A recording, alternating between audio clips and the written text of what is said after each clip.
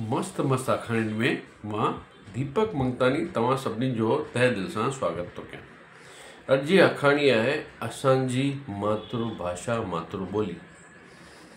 हिकु दफ़ो छा थियो कि अकबर जे दरबार में हिकिड़ो भाई आयो। इहो भाई हर तरह जी भाषा ॻाल्हाईंदो हुयो, ॿुधंदो हुयो, सम्झंदो हुयो।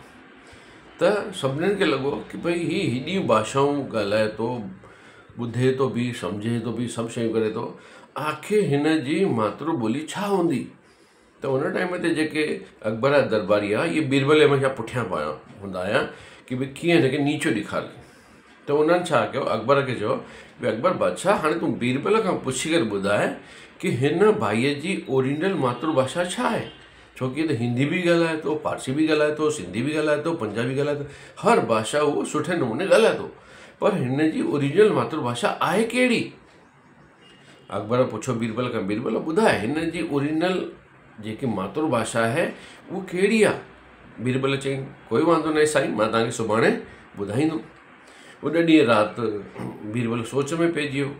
जेको इहो भाई हो इनखे घर वठी वियो ऐं उनखे पाण सां गॾु हुते घर में सुम्हारियईं। उनखे बिस्तर ठाहे ॾिनई ॿाहिरि, ऐं राति उनखे पाणी वाणीअ जी ज़रूरत न पए, इन करे हिकिड़ो पाणीअ जो मटको बि हुनखे हुते सहूलियत करे ॾिनी। हाणे पुराणे ज़माने में छा हूंदा हुआ, सभु हूंदा हुआ इहे मिटी जा बर्तन।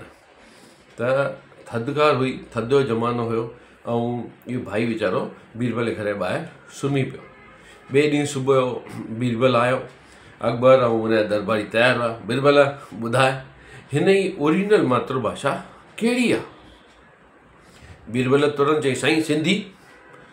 सभिनी चयो न न न, तूं हुन खां पुछी ॿुधाए भाईअ खां कि वाक़ई में हिन जी मातृभाषा सिंधी आहे छा। भाई वरन ॾींदी, हा मां त सिंधी आहियां। सभु चकित रहिजी विया, भाई बीरबल खे कीअं ख़बर पई। बीरबल ॿुधाए आख़िर तोखे ख़बर कीअं पई कि हिन जी मातृॿोली सिंधी आहे। चई साईं थधि जो टाइम आहे, मां हिनखे राति जो ॾिनो हुयो पाणी पीअण लाइ मटके में, मटके जो पाणी थियो ॾाढो थधो।